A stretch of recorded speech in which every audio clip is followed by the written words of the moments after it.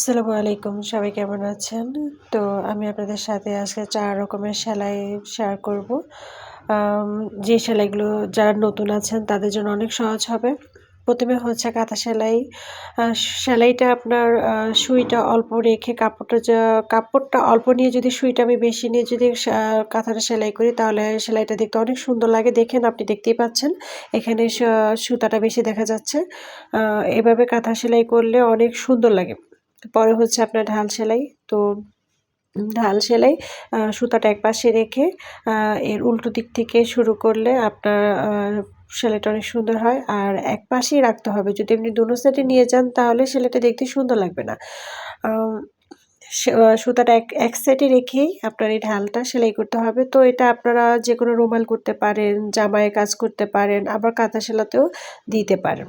তারপরে হচ্ছে আপনার চেন সেলাই। চেন সেলাইয়ে আপনার আ উম এখানে কাপড়ের ভিতর দিয়ে সুতাটা নিয়ে আপনার সুইয়ের উপর দিয়ে একটা ঘুরন দিলে এটা চেন সেলাই হবে। অনেকে এটাকে অনেক রকম সেলাই বলতে পারেন। কেউ আবার মাছি সেলাইও বলেন। তো আমি এটাকে চেন সেলাই বলি। সুইটা ঢুকিয়ে প্রায় অল্প কাপড় নিলে এর উপর দিয়ে সুতার উপরটা ঘুরিয়ে নিলে এটা চেন সেলাই হয়। তা এটাই চেন সেলাই দিয়ে আপনার জামাও করা যায়। তারপর আপনি বড় কাঁথার মধ্যে এই চেন সেলাই দিয়ে নাম লিখতে পারেন।